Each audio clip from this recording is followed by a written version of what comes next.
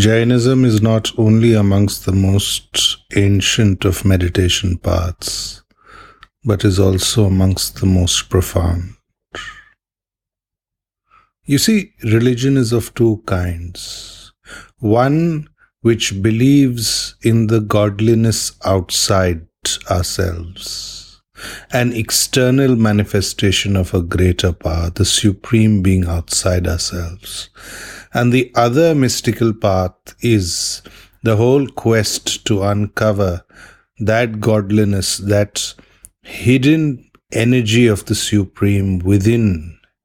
And that is the whole thrust of the tirthankaras, the whole thrust of Jainism, beginning with Rishabh, going on to Mallinath, Parshvanath, Neminath, Mahavir, and others. It believes in the fragrance from within one's being, the fragrance of ultimate consciousness, and the whole quest to uncover the true reality and the highest reality within oneself. And Zennism of Japan is in fact a relatively modern expression of that. Zennism means similar things, believing in no externals, but believing in the luminosity of the inner. And in a way, both paths, though not seemingly linked, are intrinsically linked. They are linked at a mystical level, they are linked at a subtle level. Ordinarily, we associate Buddhism with Zennism, but Buddhism is linked with Jainism as well as Zen or Zennism. Buddhism is a bridge. Compared to the lineage of Jainism, it is relatively far younger a path. You see, Jainism is very interesting because even in the Rig Veda there's mention of Adinath. So Rishabh or Adinath is considered even in the oldest Hindu texts to be the ancient one. Just goes to show how far back in existence the tirthankaras go. How far back in existence this great path goes. Rishabh is supposed to be, in this particular cycle of time, the originator of all spiritual culture amongst mankind, on this particular plane of existence in the universe. He represents the individuality of a tirthankar, but also the universality of the tirthankara. He represents all that is capable within man. The wisdom that man is capable of, no matter what one's station in life, no matter what one's situation in life.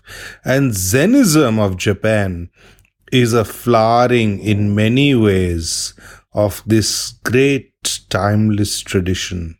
You see, at the mystical level, Jainism and Buddhism are not apart. In fact, Gautam Buddha and Mahavir were contemporaries. The word vihar means monastery in both Jainism and Buddhism. A lot of people say that the state of Bihar was named after Buddhist vihara. But actually, Jainism was as strong a stream. In fact, in many ways, a stronger stream, because it did not rely so much on the personality of a particular tirthankara. No, it relied on the collected, collated teachings over time, over millennia, of various tirthankaras, and was not so concerned with the personality of Mahavir as such, in the way that Buddhism became concerned with the personality of Gautam Buddha. So, in that way, you will not have individual temples of Mahavir anywhere in the world or in India. You will have Mahavir as part of the pantheon of the tirthankaras. You will have Mahavir along with other tirthankaras. But with Gautam Buddha, what happened is that his reputation, because of the luminous being he was, superseded the Buddhas who went before him, the Adi Buddhas who went before him. And he became synonymous with Buddhism. But actually that is not the case. He is another manifestation of the oceanic path of Buddhism. Anyway, interestingly, what I'm trying to say is that the tremendous fragrance of truth realization through this internalized religion and not externalized religion, which Jainism means, it stands for inner glory, inner splendor. That is also the path of Zen. Utterly simple from the outside, but a great flame of wisdom within. Utterly nude from the outside. In fact, the Digambaras of Jain are naked, but within oneself, utterly glorious with all the riches of the universe. Which is why you would have seen, it's very interesting that Jain statues, though being nude, being naked, the tirthankaras, they are bedecked with jewels, with gems.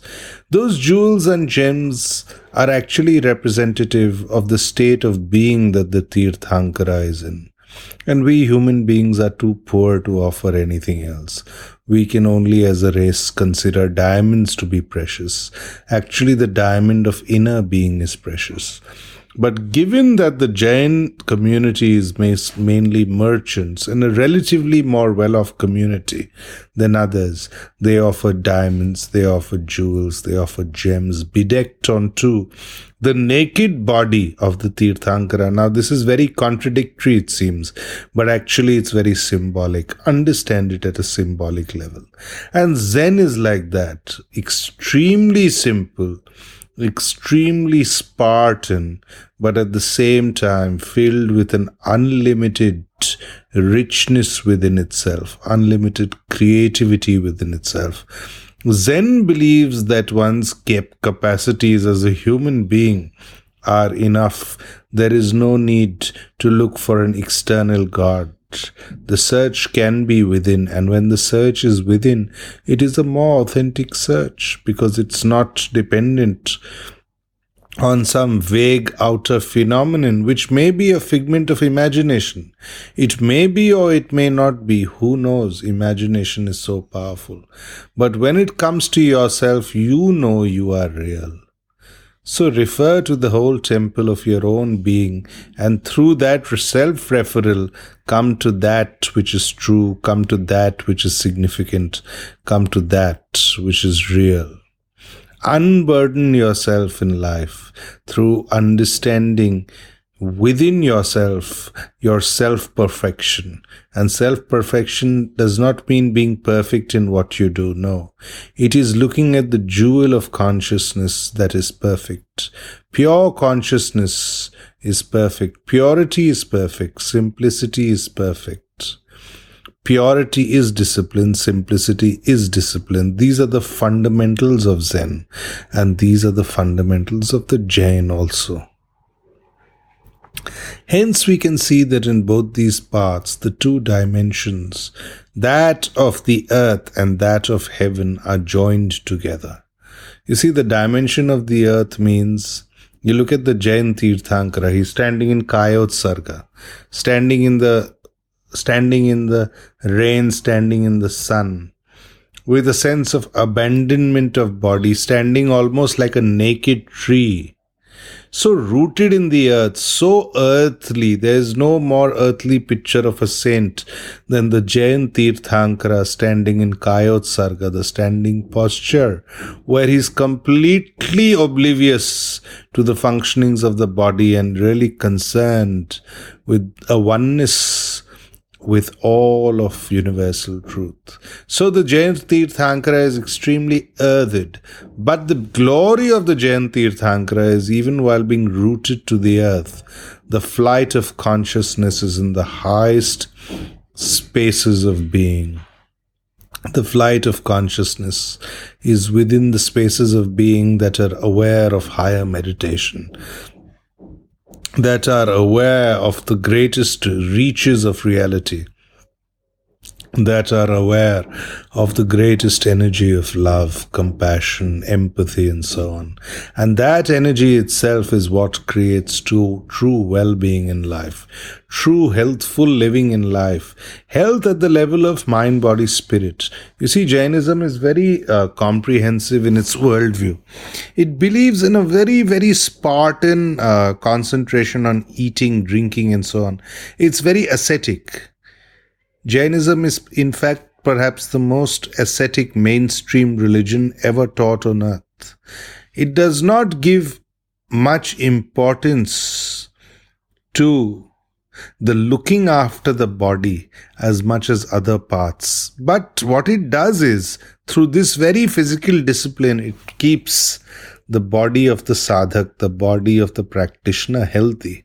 Because our main problem these days is not so much the lack of food, but there are more people falling ill because of overabundance of food, over intoxication, overindulgence, and so on.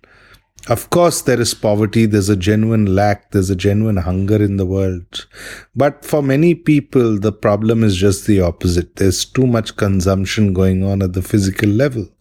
And Jainism cuts this problem out at the root. So Samayik, the very discipline for both the lay person and the ascetic, remains similar. It says that you cannot eat or drink too much. So that creates a sort of a mind-body balance. It creates at the hormonal, at the nervous level, at the digestive level, it creates a great unburdening of this great burden that we carry around us in the form of overconsumption, overintoxication. It leads to a simplicity of the mind-body complex.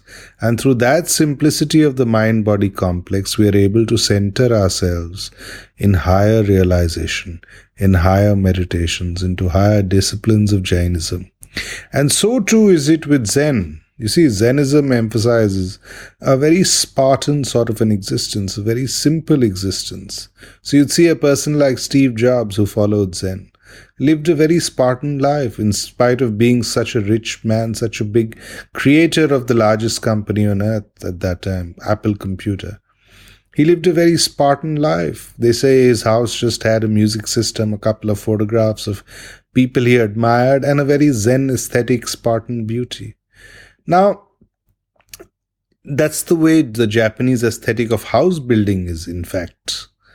The whole Japanese aesthetic derives from that simplicity. And this kind of simplicity within the mind-body complex creates the right balance of energies. So again, Zen is trying to create that energy of mind-body so that you can go into the greater harmony of soul, spirit, greater silence, greater peace, and so on. So the first step is the body, the second step is the mind, and the third step is the spirit or the soul or the pure consciousness. So both Jainism and Zennism deal with these two aspects very beautifully.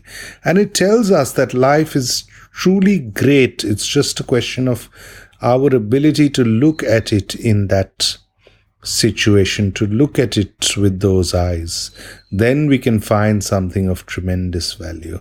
Otherwise, we go on missing the higher energies available to us. We have become so consumerist in our attitude that the natural inflow and outflow of energy within ourselves has become unregulated, unchecked. And both Jainism and Zennism are very practical. They help us come back into a natural bioenergy, a natural biorhythm of ourselves. And when we come into a natural biorhythm into ourselves in a natural way, then only can you go deeper into the higher reaches of truth realization. Then only spontaneously and automatically can we go deeper into the whole attitude of consciousness realization. You see, each of us has the capacity to do great things. But because of our over-existence on complicating our lives, whether through religion, whether through education, whether through our relationships, whether through our work, whether through our everyday habits and routine, we have lost the ability to be simple and flowing. And as a result of that, we have become dull. So what Jainism and Zennism do is that they bring us into a simplicity and flow of being so that this dullness disappears. And when dullness disappears, you become full of a bright energy. Most of us become dull is because of our over indulgence. You see, we could be watching maybe movies on the screen for a very long time. So our eyes, the capacity of our eyes become dull. We could be eating too much. The capacity of our sense of taste, our sense of digestion goes down. We could be indulging too much. Say somebody's listening to music on headphones all the day. Then what happens is your whole capacity for hearing the subtle goes down. Or we could be indulging in something which affects our respiratory system, our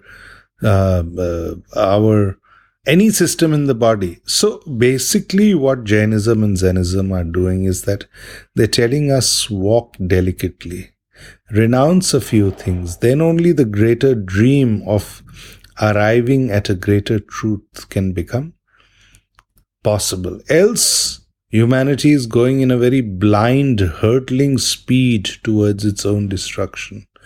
We are going away from the experience of our inner light. We are not moving towards the experience of our inner light. And Jainism and Zennism are both about moving towards an experience of your inner light. And how do you experience your inner light? You experience your inner light by realizing, no, there is something of intrinsic value deep within myself. Do not let me carry the heavy load of indulgence so much that my whole life is centered around carrying that load. So it tells you, renounce that load. Then only are you ready for the inner journey. Otherwise, this journey will not be possible. You will not be able to climb the higher summits along this journey. You'll be carrying too much baggage on your head. Leave the baggage. Then only can you ascend into the journey with the lightness of foot, with a complete litheness or a aliveness of your mind-body complex. And then you move into the reaches of consciousness. Then you move into a higher enjoyment of joy and bliss, which happens as a natural consequence. You see, all of us can come to the verge of becoming illuminated and enlightened. But the thing is, we never walk till that verge. We remain far away from it. We don't give ourselves a chance to become illuminated, to become transformed, simply because we are not walking in the right direction. Jainism and Zennism say, walk in the right direction. That simply means, first of all, drop your burden. Drop the burden of thoughts, drop the burden of indulgence, and then you come to a situation where you become free to walk. First of all, you're not free to walk. How can you decide what direction to walk? And once you are free of those burdens, then you're able to decide, okay, I'll follow this and this in my everyday life. I will practice maybe Zazen when it comes to Zen, or when it comes to Jainism, maybe Kayotsarga. But that is not so important. You could practice any form of meditation. What really is important is to allow the power within yourself to rise to its natural state. Most of our power is residing in a very dormant state within us, and that does not allow the efflorescence of our greater wisdom. You see, in Indian philosophy, in Vedanta, in Tantra and so on, the very science of Kundalini has got to do with energy. And interestingly enough, the tirthankaras don't dwell too much on these things. You see, Jainism is so depthful when it comes to meditation, but it doesn't encourage people to go into things like Kundalini realization and upliftment and so on. Because it knows that these are great forces of energy within you which can create occultic powers, great superconscious powers within the human consciousness. Hence, it avoids it. So Jainism moves from occultic things to simple things. It says no need to get into all these chakra systems, no need to get into all these Taoist or Tantric or yogic systems at all. Simply renounce that which is not needed. Through that renunciation will come about a greater power within you, far greater than any other occultic power. And that is really the key to happiness. That is the tremendous dawn of wisdom within you. You see, bliss is considered the greatest blessing in the Jain view, in the Zen view, the realization of bliss, but coming about as a natural consequence of sadhana. And sadhana, or the spiritual path, means realizing that you have infinite treasures within you. Find those treasures within you. And then the inner human being will meet the inner divine. Within you there's both aspects, the divine also and the very human also. Don't forget either. So remain rooted but take flight in your consciousness. Then only will the circle be complete. And when you complete the circle, then you realize what it means to live a complete life. So you see, in Zennism, the whole representation of Zen is through the Zen circle. You would have seen this calligraphed image of this black circle done in one stroke by the Zen master's paintbrush. So that signifies the complete circle of life, the meeting of the divine and the human. And that is the meaning of eternal life when it comes to both these paths. And that is when the phenomenon of physical life and death is transcended.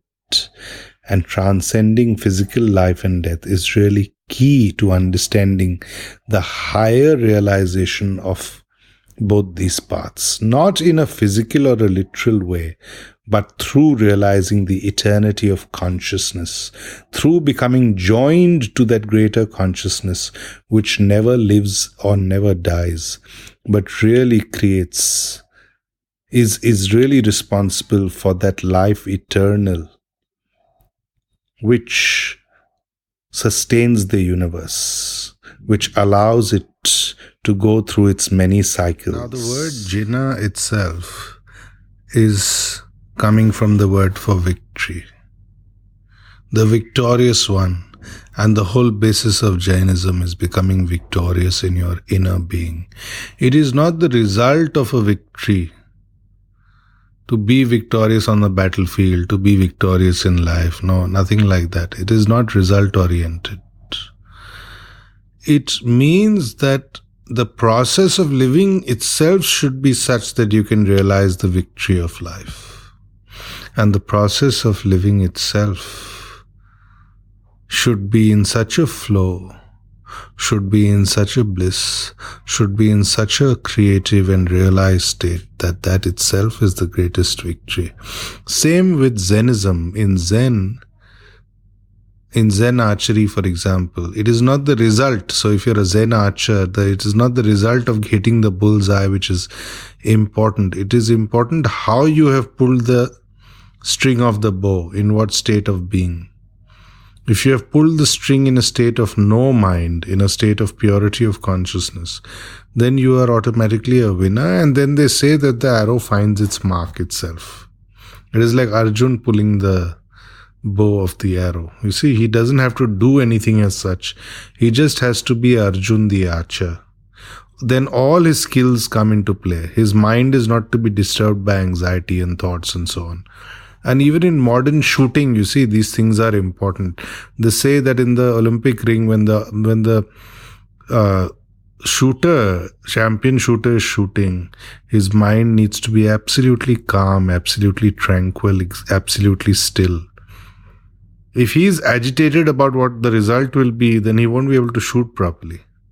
So the person of Zen shoots properly, acts properly, does whatever has to be done in the moment in a manner which is bound to succeed, because that is the only success in life. Material success and failure is not entirely in our own hands. But the state of how we perform and act, that is in our own hands. So don't go to either extremes. Don't be apathetic. Don't be disinterested. No. Take interest. Be creative in what you're doing, but don't worry about the results. And that is exactly what Krishna is telling Arjuna in the Bhagavad Gita. So even the Gita is related to both these paths, Jainism and Zen, especially when it comes to being victorious in life. Not worried about results so much as the process. If the process is correct, the results will come on its own. If the process is not correct, how can you expect good, wholesome results? You might get good results for some time, but then eventually the results cannot be completely good. So the whole emphasis on the state of being in Jainism and in Zen is to be such that you're almost a dewdrop who can dissolve into the ocean of greater truth. And how do you do that? You do that by coming into an inner tranquility, an inner rhythm, equilibrium, balance within yourself. Through that, whatever you undertake at the level of the material, at the level of the spiritual, is bound to move towards the ocean of greater truth and not in any wrong direction. So the meditative way is the right way. That is the only right way. So Zen does not differentiate between moral and immoral right. It says no. It is the state of being which is moral or immoral. That needs to be addressed. Not moral judgments. Life should not be looked at black and white like this by what you did and what you didn't do. No. It is the state of being that you did something in which creates clarity, which creates either clarity or confusion, either true success or failure, things like that. The same energy can be victorious, but it is the quality of energy which is essential. And that quality of energy needs to be one which is empty of thought, which is full of meditativeness, which is not about being goal-oriented or achievement-oriented.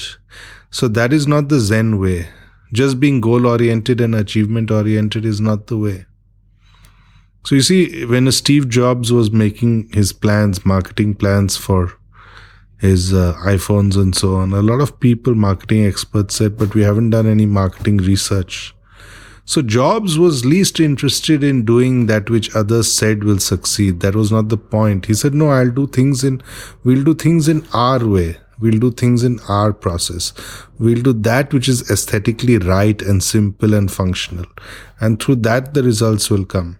And in fact, the results did come.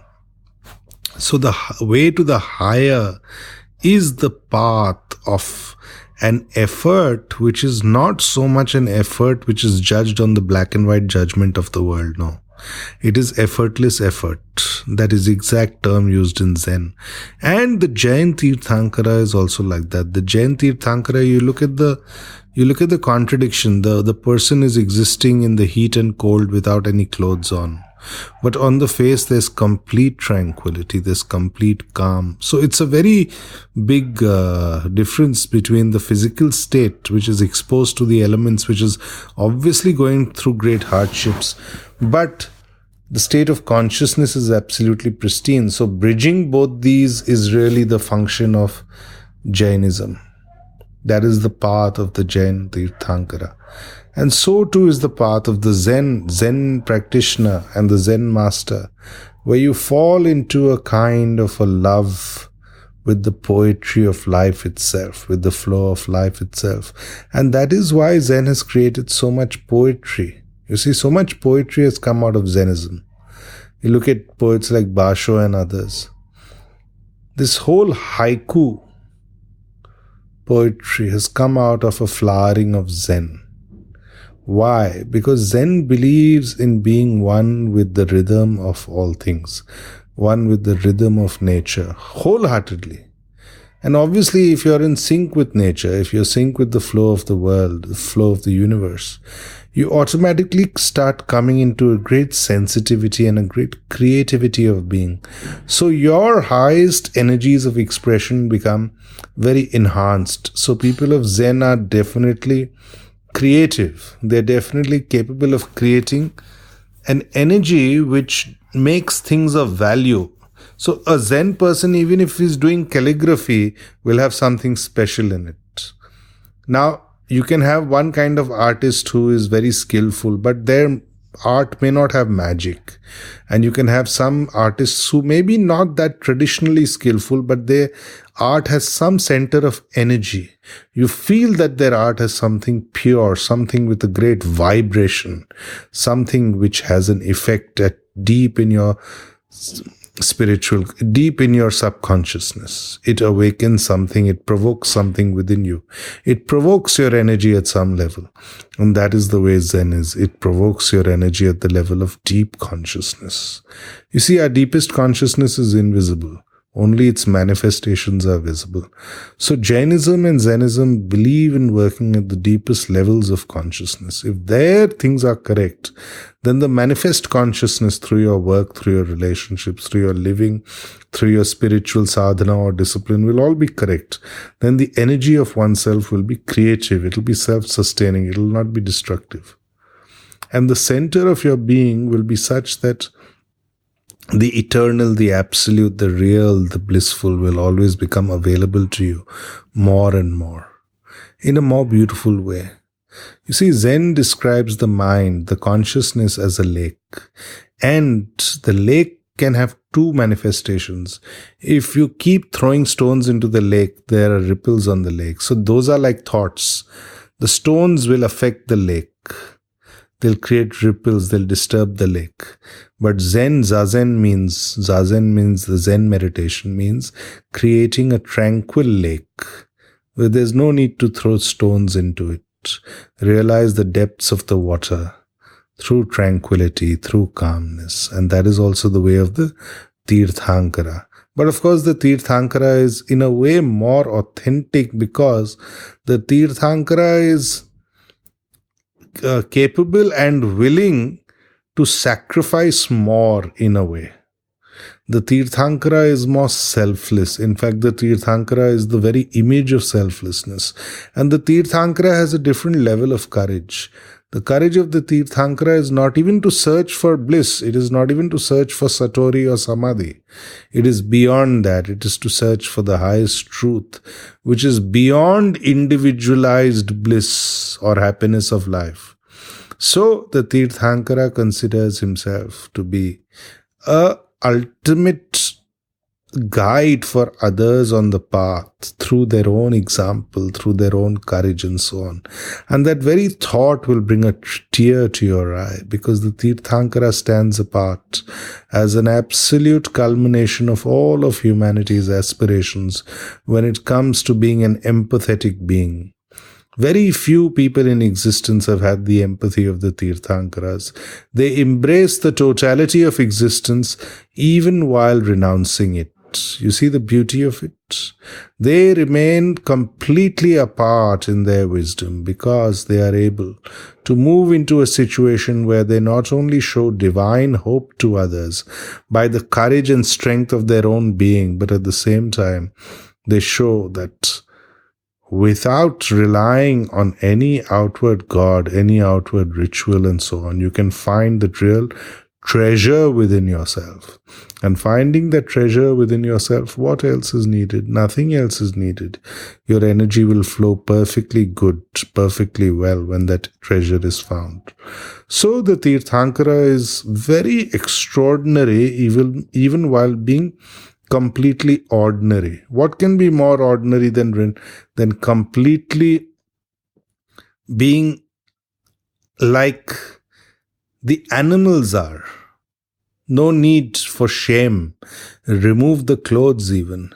No need for any of the conventional ideas of morality which involve so-called covering up the body and so on. There is no sense of shame when it comes to the tirthankara. And in that way, the tirthankara is the closest to that which we may consider childlike innocence. The tirthankara carries both childlike innocence, yet the most mature ability to accept and embrace all things through the greatness of their vision. And in that way, they are extraordinary. The tirthankara is completely unconscious almost of the sufferings of the physical being, yet completely conscious of the higher reaches of the spiritual being. So in a way, the tirthankara is the most meditative, the most evolved thing in existence.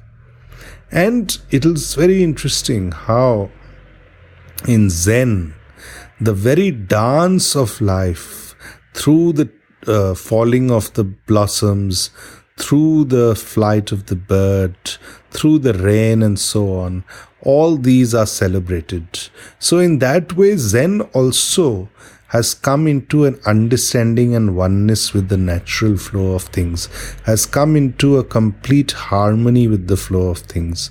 And when you come to the harmony of all of existence, naturally you attain to a higher awakening.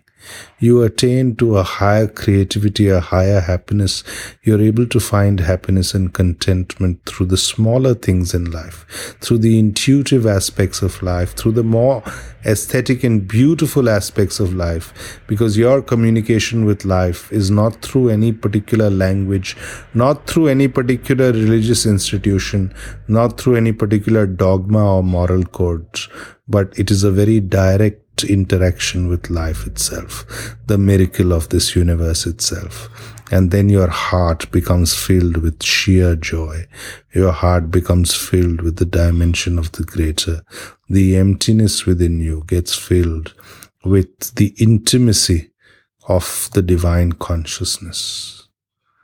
You see, Zen is very interesting because the insistence upon the idols of the Buddha and worshipping them and so on are not as much as on other Buddhist paths. In fact, there have been many instances when when Buddha statues have been burnt by some Zen masters, to the extent they say that if you keep worshipping the statue, you'll never be able to see the true light of yourself. And this goes back to Gautam Buddha himself. He used to say, Apo Dipo Bhava, be the light within your being. Find that light, kindle that light within your being. There's no other way to realize truth. You have to realize it yourself. And in fact, this is what he advised Ananda, his closest disciple, because he realized Ananda was not being able to become enlightened simply because Ananda was too aware and too concerned with the physical being of Gautam Buddha himself. Only after Gautam Buddha died did Ananda attain to enlightenment, just as the good Buddha had predicted. So it is not the being, the physical manifestation of the being or the physical manifestation of the person or statue which is important in either of these paths. No. So you might find the greatest sculptures of meditation in Jainism. Museums all over the world. You'll see in the Metropolitan Museum of Modern Art in New York and so on. You'll see the greatest Jain sculptures of the tirthankaras. Go to any great Jain mandir, even small Jain mandirs. You'll see the most evolved statues of the meditative state, the most amazing statues. You just be in front of them, you'll fall into a meditative vibe. But that is not the point. The statues are not the point. The objective effect they create is the point. And people get very confused because the tirthankaras are often referred to as Bhagwan Mahavir, Bhagwan Neminath, Bhagwan Parshvanath and so on. They don't know. They equate it with being called God. But actually Bhagwan in the Jain terminology means a being who has attained a state of godliness. It does not mean God literally. And that state of godliness is what is the true richness of life. Who knows if an external God exists or not? But definitely an inner richness exists within us, which is why some people can write such beautiful poetry. Some people can express themselves through song. Some people can express themselves through art. Some people can express themselves through scientific search. Each person has an inner richness, and Zen is about finding that inner richness within your being.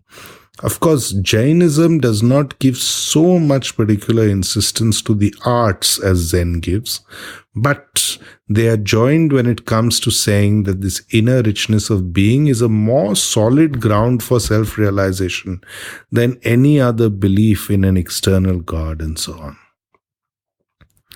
And this is also very interesting that in Jainism, you see, most of the tirthankaras have come from very sophisticated families.